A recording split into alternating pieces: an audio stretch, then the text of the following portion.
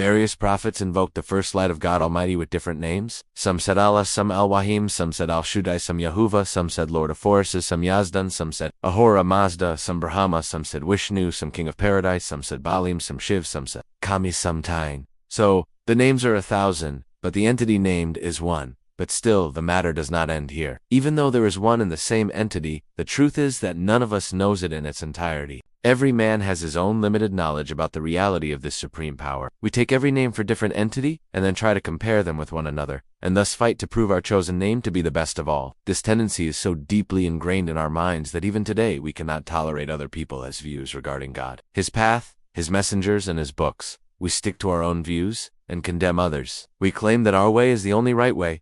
Others are wrong. Such controversies have caused and are causing endless bloodshed. No doubt these controversies have produced some benefit in the sense that they have led to a serious philosophical and mystic research and study, and have resulted in the production of wonderful literature. But apart from these advantages, their evil effects are much more than their usefulness. For example, fanatical preachers who incite common people to violence in the name of religion, communal riots, partition of India and Pakistan, Kashmir problem between India and Pakistan, the war between Israel and Palestine, the differences between Sunni and Shia Muslims, etc., etc. All these problems are rooted in our mutual hatred, and it is this hatred which is responsible for all our suffering. I am of the view that since the entity is one, its invocation with sincerity will not go waste. Abram invoked by Alshudai and got the answer. Moses invoked by Alwaheem and got the answer. Jesus Christ invoked by Ailee and got the answer. So why do we not learn from this history? Why don't we adopt a wise attitude towards life? Why don't we realize that the purpose of human life is not to find fault with others or to quarrel and fight? Rather, the aim of human life is to see how we can come closer to God,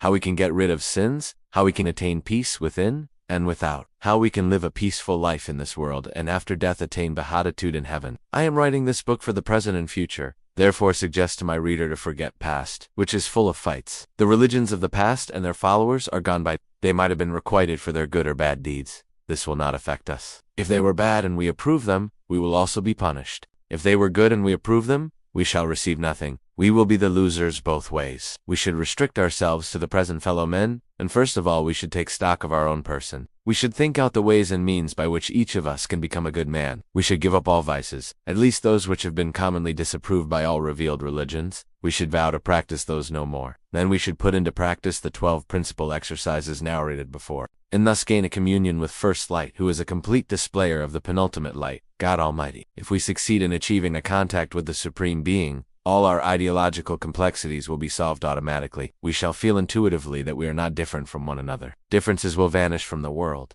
and there will be no enmity among nations, no distress, no sorrow, no hatred, no ill will. And if we fail to achieve this goal, then the fault is not in the method, nor in the path shown, but lies in us. Our efforts are not directed sincerely towards the goal. We know that there is an entity behind the phenomenal universe, which is the cause of our creation, sustenance, and annihilation. But due to our limited vision, we cannot see through it. Since we cannot see through, we cannot understand its reality. Therefore, we must be cautious in speaking about the ultimate reality. It is like trying to explain to a man who has just received his eyesight how the colors red, blue, and green appear to him. He may not be able to comprehend what we say about them. What we say may be true in itself, but he will never accept it because he himself has not experienced it. Similarly, we cannot know the truth of the reality unless we experience it for ourselves. All talk about it is meaningless. This entity which is beyond our vision is the source of all the light and all the energy of the universe. It is the source of all the forces of nature. In fact, it is the source of everything that exists in the universe.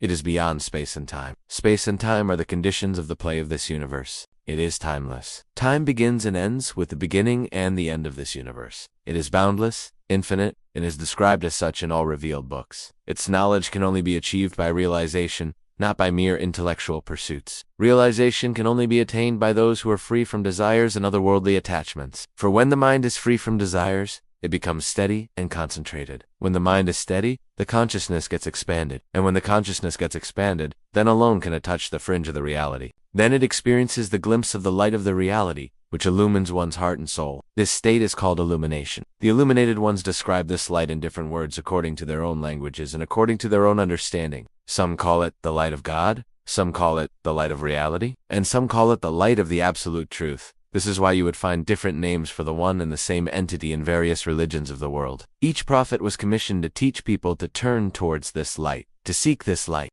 and to lead people on the path of righteousness, so that they may attain this light ultimately. All these prophets were truthful in their own spheres. People differed because their vision was limited. Each of them could comprehend it according to his capacity and level of understanding. This is why the language of religion differs from person to person, from community to community, and from age to age. This is why the concepts of God differ in various religions. But the basic idea remains the same, that is to seek and find the light of reality. The difference lies in the approach to reach the reality, and the form in which the light is visualized by different people. Different paths have been shown to reach the same goal, but the goal remains the same. The mountain may be one, but the paths leading to it may be many.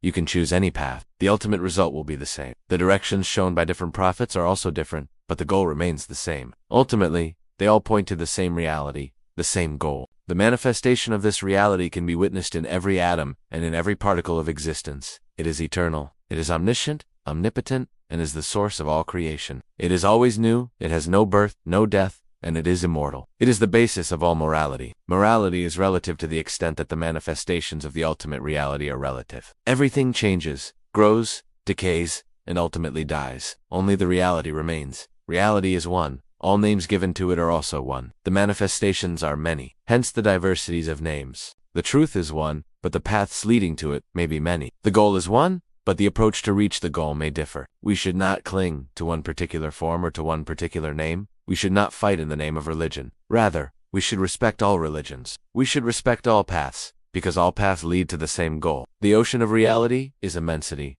The rivers flowing from various sources finally meet it. So does all life ultimately reach the reality, which is the source and the goal of life. Just as rivers are many, but the ocean is one, so are the paths many, but the goal is one. All paths lead to the same destination. Do not, therefore, be deluded by the name of religion. There is only one God, one reality, one absolute truth, one Lord, one King of the universe, one Father, one friend, one protector, one preserver, one light, one wisdom, one consciousness, one existence, one essence, one bliss, one love, one beauty, one power, one spirit, one eternity, one infinity. There is only one reality. Let us therefore all stand united, forgetting our differences, and march forward together on the path of truth and light.